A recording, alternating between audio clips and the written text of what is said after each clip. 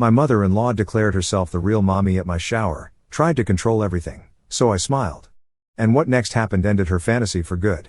I am 29, female, married to my wonderful husband, Gary, and currently pregnant with our first child. It's been a super exciting journey so far. Gary and I have been together for a long time and got married 4 years ago. I have been trying to get pregnant since last year, and we were overjoyed when we discovered my pregnancy 6 months ago. We have navigated the ups and downs of life side by side. The news of the little one on the way has added a whole bunch of happiness to our relationship. Every day brings us a bit closer to meeting our little nugget, and we can't wait. My pregnancy has been a roller coaster of feelings, from the thrill of finding out to those sweet moments when you can feel your baby start kicking your stomach. Gary has been my rock throughout all of this. He's been to every doctor's appointment. We read parenting books together, and he's even helping set up a cute nursery for our soon-to-arrive baby. We're in full baby mode now, talking about names, decorating the nursery, and making plans for the future. Gary is super excited to be a dad, and it warms my heart. He's all in, sharing the load of getting ready for the baby. We're facing the challenges and fun parts of pregnancy together, enjoying every moment as we get ready to meet our little one. 2 months back, we decided it was time to share the exciting news about my pregnancy with our family. We made sure we crossed the crucial first trimester milestone and were completely certain before spreading the joy to our loved ones. We had invited all our parents and close family friends for lunch. They arrived expecting a regular lunch, but upon noticing my growing stomach, their expressions shifted to joy and amazement. My mother started crying when she saw me and confirmed that I was indeed pregnant. She understood why we had kept the news secret and was overjoyed to be a grandmother soon. She completely understood why we had kept it a secret and expressed her excitement about becoming a grandmother soon. However, Gary's mother, Barbara, had a completely different reaction. Instead of sharing in the joy, she reacted angrily upon learning that we had kept the pregnancy hidden. She felt left out and accused me specifically of intentionally excluding her. Despite my attempts to explain the reason behind our decision, she continued to look pissed and refused to engage with me further. Her disapproval cast a shadow over what should have been a joyful family occasion. Throughout the night, Barbara didn't address me at all. She displayed disrespect not only towards me but also towards my mother, who had always been nothing but kind to her during their previous encounters. Barbara remained unresponsive during discussions, buried in her phone, while everyone else engaged in the family gatherings. It was clear that she was upset, and her discontentment was palpable. She openly expressed to everyone how she had no idea about my pregnancy, making her feel as if she had lost precious time with a grandchild who hadn't even been born yet. My husband and one of his brothers picked up on her frustration. As the tension escalated, I reached a breaking point and decided to step out for a moment to gather myself. My mother, who noticed my distress, came to comfort me until I felt composed enough to return. As the night came to an end, Barbara made a deliberate point of saying goodbye to me last after observing the disapproving stares from my husband's sister and parents the entire day. She barely exchanged more than a hi and bye with me. Later, my husband walked them to the car, where they ended up having a heated argument, which I could hear clearly standing in the foyer. Barbara took the opportunity to vent her complaints about me, further escalating the strange situation. Thankfully, all our guests had left by this moment, so it was just me, my parents, Gary, and his parents. She angrily told him that she couldn't believe that I had the audacity to keep this pregnancy from her and that I did not consider family at all. My husband calmly let her know that he and I had both decided to wait until we were out of the danger zone and that everything was fine before sharing the news with everyone. Hearing this, Barbara started yelling. This is how their conversation went. This is our grandchild we're talking about. I deserve to know from the very beginning. Mom, it's not about deserving or not. It was a decision we made together, or she just wanted to be cautious. Cautious? I'm her mother-in-law. She should have trusted me with this. This is all her fault. This is when my husband lost his temper. Up until this point, he had held himself back, but when he heard his mother continue to accuse me, I watched his face get red in anger. He firmly told his mother that if she was blaming me, she should blame him as well since he was equally responsible for the decision. He continued to tell her that she needed to get over this and stop overreacting. Barbara told him that he should open his eyes as he was letting me control everything and, as his mother, she should have been the first to know if her son was having a grandchild. My husband stood his ground and asked her to stop attacking me, saying that he loved her but that she needed to leave and cool off before saying something she would later regret. As Barbara stormed away, leaving my husband standing there visibly frustrated and disappointed with his mother's reaction, I was unaware of the tears streaming down my face. The sharpness of her words had left me hurt and bewildered. Gary, quick to notice my distress, rushed to comfort me and gently guided me back into the house. My parents, sensing the tension, graciously stayed back until I felt emotionally composed and reassured. Barbara didn't just stop there. Later that night, I received a message from her, and my anxiety heightened, anticipating the content. Her message read, "I must say I am deeply disappointed in you. You knowingly kept a significant piece of information from me, and I find that absolutely unforgivable. I can't believe you would rob me of the joy of knowing about my grandchild from the very beginning. This is not how a family should operate, and I find it disrespectful and hurtful. Instead of apologizing to me for your immature action, you are now causing a divide between me and my son. Shame on you." Her words cut through me, and I couldn't help but feel a mix of anger and hurt. I showed the message to Gary, and he was beyond pissed. He couldn't fathom why his mother would react so negatively and place the blame squarely on me. Gary decided to call her, warning her not to send such negative messages as it might distress me further. He even went as far as to threaten to cut her off if this behavior continued. Gary's words and his angry tone seemed to have an impact on Barbara. Faced with the possibility of being cut off, she changed her tune. Instead of acknowledging her own role in the conflict, she proposed a solution. She claimed the only way she could forgive us for what she perceived as a slight was if we allowed her to throw us a baby shower. This sudden turn of events left us both surprised and skeptical about her motives. She continued to plead, saying that nothing would bring her more joy than to throw a grand celebration for me and her grandchild, where she would be taking care of everything. Gary looked at me, curious, but I remained skeptical. Barbara's sudden change of heart seemed more like a tactical move to regain control and assert her dominance rather than a genuine attempt at reconciliation. Despite my reservations, Gary, always wanting to find the middle ground and keep the peace, entertained the idea of accepting her offer. I expressed my concerns to Gary, stressing that accepting her offer might only fuel her belief that her behavior was acceptable. Gary understood my perspective but told me that he hoped that by allowing his mother to throw a baby shower for me, it could be a way for us to mend fences and create a more harmonious family environment before the baby arrived. I begrudgingly agreed, and Gary informed his mother to go ahead with the planning for my baby shower. She was overjoyed and expressed her gratitude for allowing her to take charge. Despite entrusting her with the responsibility, I had assumed there would be some level of collaboration, where she would seek my input and consider my preferences for my own baby shower.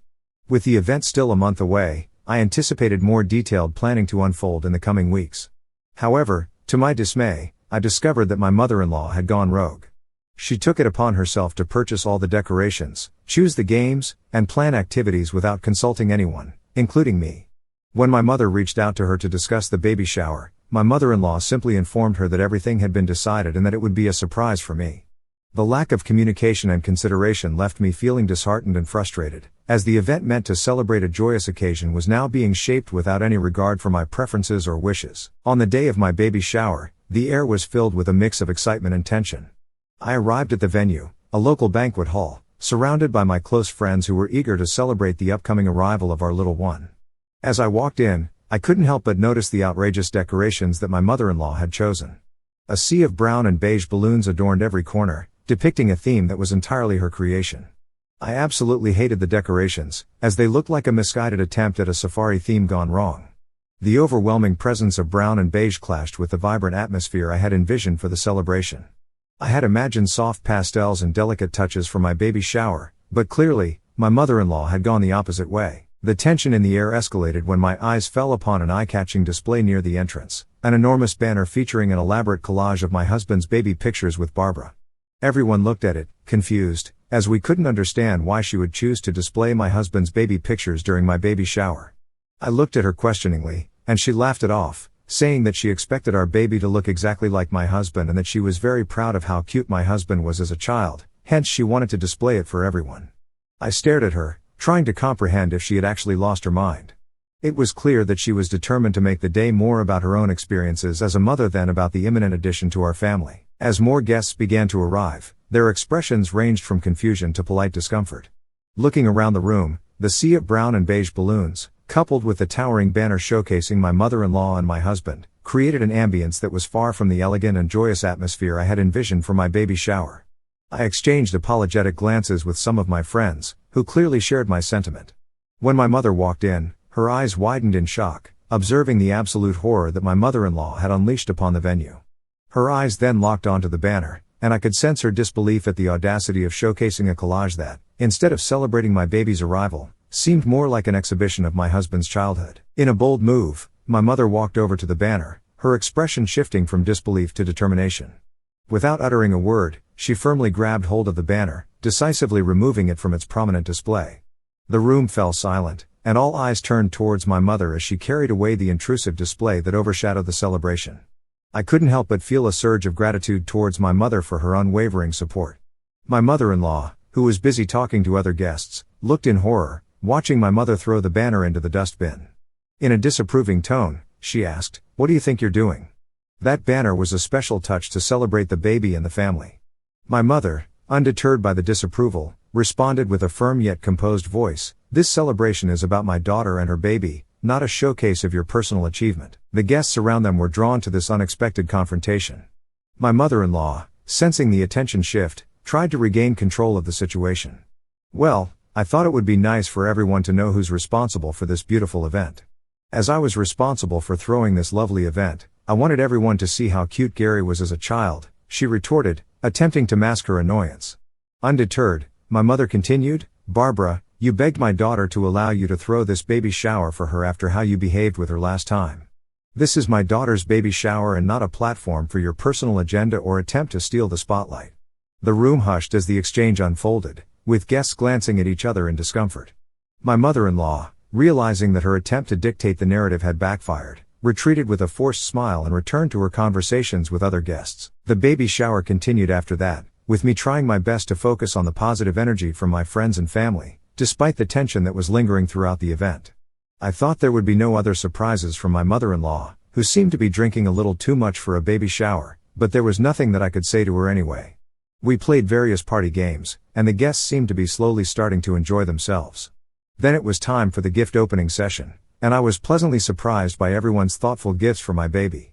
However, my anticipation turned into bewilderment as my mother-in-law handed me a conspicuously large gift box with an exaggerated grin on her face. The room fell silent, and I felt a wave of embarrassment and frustration. My mother looked at her angrily. The guests exchanged awkward glances, unsure of how to react to this unexpected turn of events. In an attempt to diffuse the tension and not create any more awkwardness, I mustered a weak smile and thanked her for the thoughtful gift, all the while suppressing the urge to roll my eyes. The situation escalated further when it was time for the cake-cutting ceremony.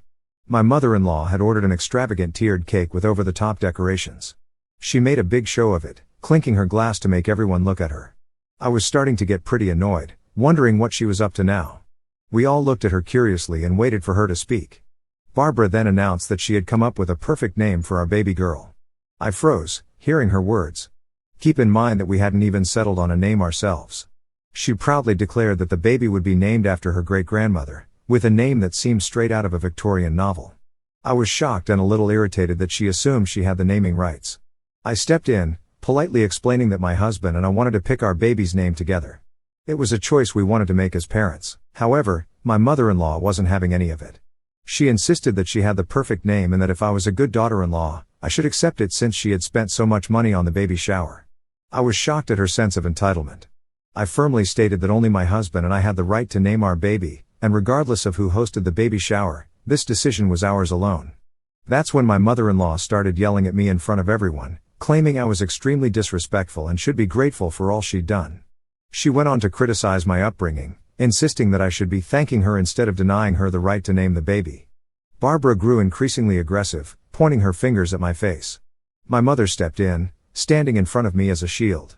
Barbara continued to shout, asserting herself as the actual mommy of my baby since she gave birth to my husband, and it was his sperm that impregnated me. Her words were truly disgusting to hear. Despite my mom's attempt to stop Barbara's nasty comments, she just got angrier. She kept on insulting me and said my mom did a terrible job raising me. It was clear she had too much to drink, and trying to talk sense into her was pointless. The whole situation was getting worse, making everyone uncomfortable. Realizing the escalating situation, I decided I had endured enough humiliation. Trying to salvage some dignity, I decided to walk out with the gifts my friends had generously brought, leaving behind the present that my mother-in-law had given me. However, Barbara, in her intoxicated state, snatched the gifts back from my hands and tossed them to the ground, accusing me of being ungrateful and a witch who was coming between her and her son. The tense atmosphere drew more attention, and I noticed some people starting to film the incident. In an effort to contain the chaos, I asked one of my close friends to politely request people to leave the event. Barbara, undeterred, continued hurling nasty accusations at me, creating a scene that no one could have anticipated when they arrived for what was supposed to be a joyous occasion. Frustration turned to anger, and as a last resort, I decided to call the cops to remove her from my vicinity, as I was starting to feel extremely unsafe with her aggressive behavior. Yep, you read that right. I had to involve the police at my own baby shower because of my toxic mother-in-law. When the officers showed up, Barbara went into full drama mode, pointing fingers at me and painting me as the mastermind behind the chaotic event. The cops, thankfully, were understanding and attempted to reason with her. However, being drunk, my mother-in-law resisted their efforts and even started yelling at the police, which didn't work in her favor. The situation escalated to the point where she was arrested on the spot. I left the event with my mother and close friends, all of us shaken up by the unsettling incident. Since this incident, my husband and I have been dealing with the fallout. My mother-in-law is on a full-blown guilt trip, playing the victim card and garnering sympathy from some family members who were not present at the baby shower, as they don't live in the same city. My husband, although he understands why I called the cops, thinks I took it a bit too far. He believes that I could have called him or his father for help. So, Reddit, Ida for calling the cops on my mother-in-law for ruining my baby shower and pretending to be the actual mommy of the baby? I'm overwhelmed with the responses I've received since deciding to post about my baby shower. I would like to thank everyone for supporting my decision to call the cops. I had never witnessed such an aggressive reaction from my mother-in-law before, given that I usually only saw her during holidays when I never spent a lot of time with her. The level of aggression she displayed at the baby shower left me genuinely concerned about the possibility of physical harm, especially considering the potential impact on my unborn child. Since the incident, every guest who attended the baby shower has reached out to express their support. Some of them have even shared recordings of the entire debacle, which I intend to show to my husband. My plan is to have a serious conversation with him in the coming weekend about the future with his mother. I showed the recording to my husband, as mentioned earlier.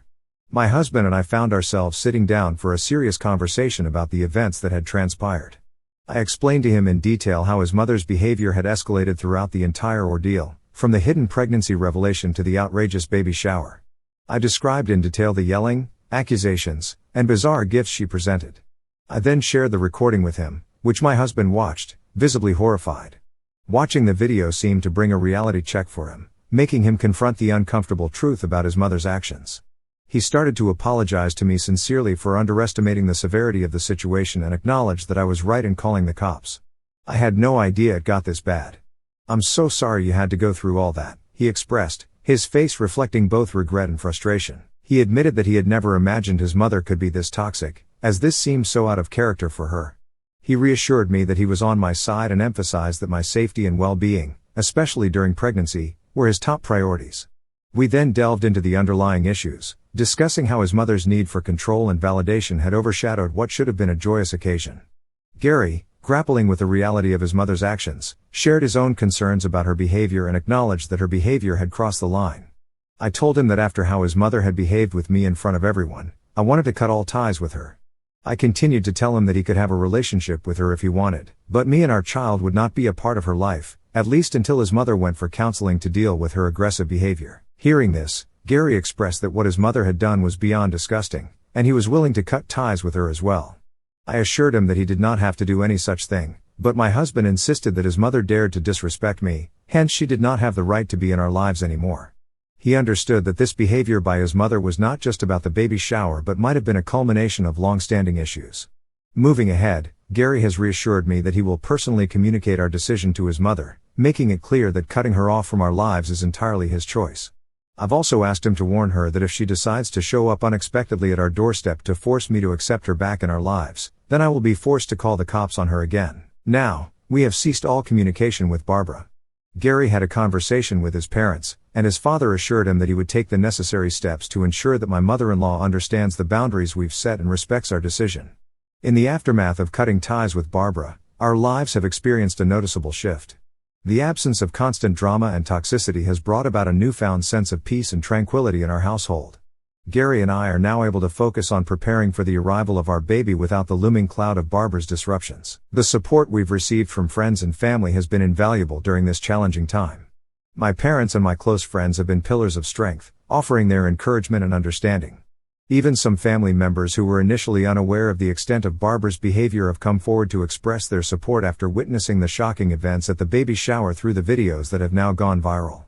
Our journey is far from over, but this experience has strengthened our bond and highlighted the importance of facing challenges together as a united front. The decision to sever ties with Barbara was not made lightly, but it has proven to be a necessary step for our well-being. While there may be lingering challenges, we are optimistic about the positive changes this choice has brought into our lives. As we eagerly await the arrival of our little one, we are determined to build a loving and supportive family environment that prioritizes the well-being of both parents and child.